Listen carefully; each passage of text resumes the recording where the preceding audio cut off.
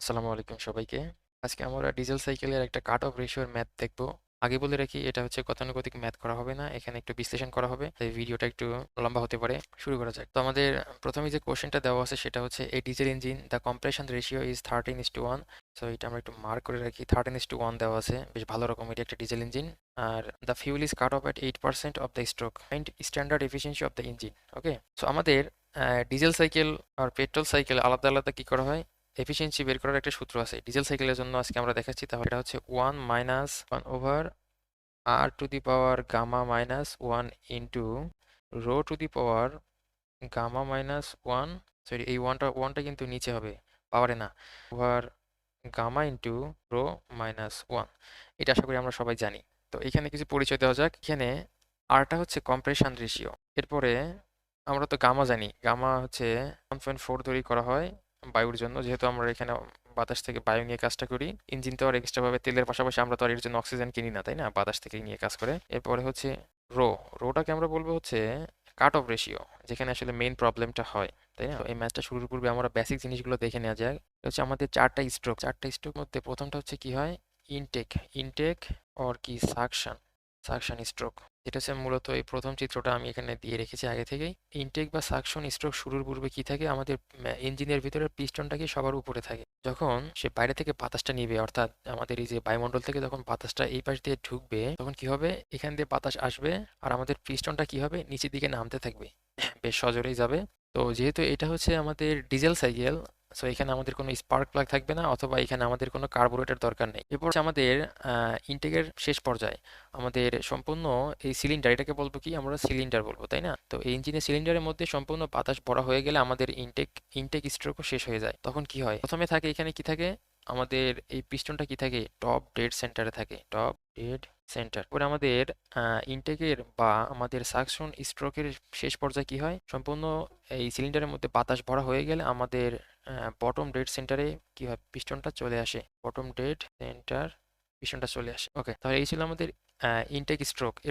এর পরবর্তী যেটা যে স্ট্রোকটা আসে সেটাকে আমরা বলবো হচ্ছে কম্প্রেশন। তো আমরা ওয়ার্ড দেখে বুঝতে পারতেছি এখানে কি হবে, যে বাতাসটা আমাদের সিলিন্ডারের মধ্যে আসলো, এটাকে কি করা হবে, কম্প্রেস করে খুব ক্ষুদ্র ভলিউমে নিয়ে যাওয়া হবে, যার কারণে এর মধ্যে প্রেশারটা অত্যধিক পরিমাণে বৃদ্ধি পাবে। প্রেশার বৃদ্ধি পাওয়ার কারণে কি হবে, আমরা জানি যে প্রেশার বৃদ্ধি পাইলে কি হবে, এর মধ্যে কি টেম্পারেচার বৃদ্ধি পায়, খুব বেশি পরিমাণে টেম্পারেচার বৃদ্ধি পাবে। টেম্পারেচার বৃদ্ধি পাওয়ার কারণে কি হবে, এখানে যখন আমরা ফিউলটা কি করব, ইনজেক্ট করব, এখানে যখন আমরা কি করব, দেখি এর পরের ধাপে দেখি, এখানে কি করলাম, আমরা ডিজেলটা দিয়ে দিলাম। ডিজেলটা হচ্ছে খুব সজোরে নজলের মাধ্যমে কি করা হবে, স্প্রে করা হবে, যার কারণে এখানে একটা কি হবে, বিস্ফোরণ ঘটবে। বিস্ফোরণ ঘটলে কি হবে, খুব দ্রুত, নট গ্র্যাজুয়ালি, পিস্টনটা সজোরে কি হয়, নিচ দিকে নামতে থাকে, তাই না? আর এটা কি উপরের দিকে উঠতেছিল উপরে, যার কারণে আমরা আরো একটা রোটেশন পাই। এরপরে কি হয়, এরপরে যে এর মধ্যে যে ধোঁয়াগুলো তৈরি হলো, এটা কি হয়, পরবর্তী স্ট্রোকে এইখান দিয়ে বাইরে বের হয়ে যায়। আমাদের ওই যে মাফলার বা কি সাইলেন্সার বলে, এখান দিয়ে বাইরে বের হয়ে যায়, তাই না? তো এইটা ছিল আমাদের বেসিক যে চারটা স্ট্রোক। এবার আমরা ম্যাথে চলে আসি। তো আমাদের দেওয়া আছে যে কম্প্রেশন রেশিও 13:1। সো কম্প্রেশন রেশিওকে আমরা আগে বলেছি যে আর দ্বারা প্রকাশ করি, তাই না? আর ইজ ইকুয়াল টু 13:1 বা 13। তো আসলে কম্প্রেশন রেশিওটা কি, এই চিত্রের দিকে তাকাচ্ছি এবার। আমাদের যে পরিমাণ বাতাসটাকে নিচ্ছি, এই যে সম্পূর্ণ ভলিউমটা, এটা আসলে কি পরিমাণ সে কম্প্রেস করতে পারতেছে বা প্রেসার দিয়ে ছোট বানাইতে পারতেছে, এইটা হচ্ছে কম্প্রেশন রেশিও। তো এখানে এই যে 13:1 বলতে আসলে কি বোঝায়, আমরা যে পরিমাণ বাতাস ইনটেক স্ট্রোকে নিচ্ছি, এই সম্পূর্ণ বাতাসটাকে 13 ভাগের 1 ভাগে রূপান্তর করতে পারতেছি। অর্থাৎ এই সম্পূর্ণ বাতাসটাকে আমরা কি করতেছি, এইটুকুতে রূপান্তর করতে পারতেছি, এইটুকু ভলিউমের মধ্যে আমরা নিতে পারতেছি। তো এইটাই ছিল আমাদের কম্প্রেশন রেশিও। এই চিত্রটা আপাতত এখন দরকার নেই, এটা মুছে দিই। ওকে, বাই দ্য ওয়ে, আমাদের দুইটা ভলিউম সম্পর্কে জানা দরকার, সেটা হচ্ছে ভিসি, যেমন হচ্ছে ক্লিয়ারেন্স ভলিউম, এবং আরেকটা হচ্ছে ইএস বা স্ট্রোক ভলিউম। তো ক্লিয়ারেন্স ভলিউমটা হচ্ছে আমাদের সিলিন্ডারের মধ্যে যখন আমাদের পিস্টন উপরে থাকে, বা আমি বলতে চাচ্ছি যে এটা যদি আমরা পিস্টন কল্পনা করি, তো এটাকে আমরা কি বলি, যে টপ ডেড সেন্টার বা টিডিসি। তো পিস্টনটা টপ ডেড সেন্টারে থাকার পর আমাদের উপরে এই যে যে ভলিউমটা আনচেঞ্জড থাকে বা আনটাচড থাকে, সেটাকে আমরা বলি হচ্ছে ভিসি, যেটা আসলে কখনো কি পূর্ণ হয় না, এটা সবসময় কি ফাঁকা থাকে, এটাকে বলবো আমরা হচ্ছে ভিসি। আমাদের ভিএসটা কি, এই পাশে অঙ্কন করি। তো এই পিস্টনটা যখন নিচে নামবে, বা পিস্টনটা নিচে নামার পরে আশা করি এরকম হবে, তাই না? তো নিচে নামার পরে স্টোনটা এই টিডিসি থেকে বিডিসি বা বটম ডেড সেন্টারে নামতে যে পরিমাণ আয়তন করে ক্রস করে তাকে বলা হচ্ছে ভিএস। আশা করি আমরা একটু বুঝতে পারছি। ওকে, তাহলে এইটাকে আমরা পাশে রেখে দিই। ওকে, তো আমাদের কম্প্রেশন রেশিওকে আমরা যেভাবে বর্ণনা করি সেটা হচ্ছে যে volume in intake stroke by volume of air after compression. কারণ আমরা জানি যে কম্প্রেশন রেশিও হচ্ছে ইনটেকে যে পরিমাণ বাতাস আসে সেটাকে কি পরিমাণে কম্প্রেসড করা হচ্ছে, তাই না? এটা হচ্ছে আমাদের সেই আর এর ফর্মুলা। সো দেখো, আমাদের পিস্টন সর্বপ্রথম ইনটেক স্ট্রোকে টপ ডেড সেন্টারে থাকে। এরপরে যখন বাতাস সম্পূর্ণ নেওয়া হয় তখন আমাদের পিস্টন এইখান থেকে এইখানে চলে আসে, তাই না? বিটিসি বা বটম ডেড সেন্টারে চলে আসে। তো তখন আমাদের যে বাতাসের যে আয়তনটা হয় সেটা হচ্ছে সম্পূর্ণ কি এইটুকু এইটুকু থাকে। অর্থাৎ আমি বলতে পারি ভিসি প্লাস ভিএস। ঠিক আছে? আর কম্প্রেশন করার পরে কি হবে? এই পিস্টনটা এখন উপরে চলে আসবে। আমি অন্য কালিতে আঁকানোর চেষ্টা করি। আমাদের পিস্টনটা কি এখানে চলে আসবে, তখন আমাদের কম্প্রেসড এয়ারে যে ভলিউম হবে সেটা আসলে ক্লিয়ারেন্স ভলিউমের সমান হবে। ইকুয়াল টু তখন কি হয়ে যাবে? কম্প্রেসড ভলিউম বলতে পারি আমরা।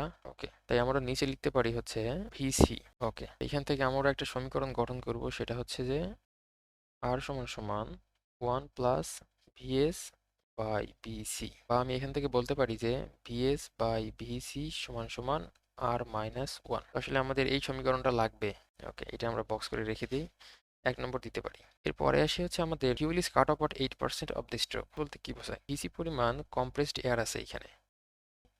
ভিসি কম্প্রেসড এয়ার, তো এই ভিসি কম্প্রেসড এয়ার কি অনেক তাপমাত্রা বেশি। এখানে কি করা হয়? এই যে পাওয়ার স্ট্রোকে এখানে ডিজেলটা স্প্রে করা হয়। ফিউল ইজ কাট অফ এট 8% বলতে বোঝাচ্ছে, তো এই যে এখানে বিস্ফোরণটা শুরু হলো, তাই না? এখানে কম্বাসন বা দহন বিস্ফোরণ যাই বলি শুরু হলো। শুরু হওয়ার পরে তো পিস্টনটা আস্তে আস্তে নিচে নামতে শুরু করবে। আমাদের এইটুকু ছিল হচ্ছে ভিসি, এটুকু ছিল হচ্ছে ভিসি বা ক্লিয়ারেন্স ভলিউম। অর্থাৎ সে কিন্তু এখন এইটুকু পরিমাণ কি ভিএস অতিক্রম করবে, তাই না? অতিক্রম করে নিচের দিকে আসবে। কাট অফ এট 8% বলতে বোঝাচ্ছে যে এই সমুদয় ভিএস এর 8%, অর্থাৎ এর 8% হতে পারে এতটুকু পরিমাণ সে কি করবে? নিচের দিকে নামবে। 8% অতিক্রম অতিক্রম করা পর্যন্ত তার কি মানে ফিউলটা দেওয়া হবে, এই ডিজেলটা স্প্রে করা হবে। এটা আসলে কম্পিউটারাইজড একটা সার্কিট থাকে ইঞ্জিনের মধ্যে, মানে ভিএস এর 8% অতিক্রম করা পর্যন্ত আমরা ডিজেলটা স্প্রে করব। তো এখন হচ্ছে ব্যাপার হচ্ছে cut off ratio. Cut off রেশিওটা কি? এর কাট অফ রেশিও হচ্ছে প্রকাশ করি রো দ্বারা, after fuel injection divided by volume before fuel injection. Okay, এখন ভলিউম আফটার ফিউল ইনজেকশন বলতে বোঝাচ্ছে ইতিমধ্যে কিন্তু আমাদের যে সিলিন্ডারের মধ্যে এই পিস্টনটা কিন্তু 8% নিচে নেমে আসছে। তো এইখানে আছে ভি, তো পূর্বে থেকে ছিল, আর এখানে কি 8% ভিএস অতিক্রম করে ফেলেছে, তাই না? তাহলে আমাদের সমগ্র ভলিউমটা দাঁড়ায়, ভিসি তো পূর্বে থেকে ছিল, ভিএস ইন্টু 8%, বা আমরা বলতে পারি 8% ভিএস। আর ভলিউম বিফোর ফিউল ইনজেকশন বলতে কি বোঝাচ্ছে? সেটা হচ্ছে অনেকটা এরকম, আমাদের এইটা হচ্ছে সিলিন্ডার, তাই না? সেই সিলিন্ডারে আমি এখনো ডিজেলটা স্প্রে করা শুরু করিনি, অর্থাৎ আমাদের ভলিউমটা আসলে ভিসি আছে, তাই না? এটা হবে কি ভিসি। ওকে, আশা করি বুঝতে পেরেছো। তাহলে আমাদের আসবে হচ্ছে এরকম 1 প্লাস 8% ভিএস বাই ভিসি, বা আমি বলতে পারি এরকম 1 plus 0.08 into R minus one.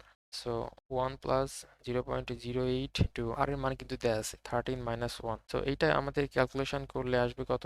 1.96, যদি আমি ভুল না করি। তো এখানে compression ratio R is equal to 13 আমাদের দেয়া আছে। এটা রো দিয়ে দিই। আমরা এখন সব মানগুলো পেয়ে গেছি। আর হচ্ছে 13, রো এর মানটা 1.96, এয়ার স্ট্যান্ডার্ডের জন্য আমরা নিব হচ্ছে 1.4 গামা। তো আমাদের এফিসিয়েন্সি বের করার যে মেইন সূত্র ছিল ডিজেল সাইকেলের জন্য সেটা হচ্ছে যে eta is equal to 1 minus 1 over R to the power gamma minus 1 into rho to the power gamma minus 1 divided by gamma into rho minus 1। তো আমরা এখন সবগুলো এখানে বসিয়ে দিই। 1 মাইনাস আর এর মান তো 13, আর এর মান হচ্ছে 13 to the power 1.4 minus 1 into rho হচ্ছে 1.96 টু দি পাওয়ার গামার মান হচ্ছে 1.4 minus 1 divided by 1.4 into 1.96 minus 1।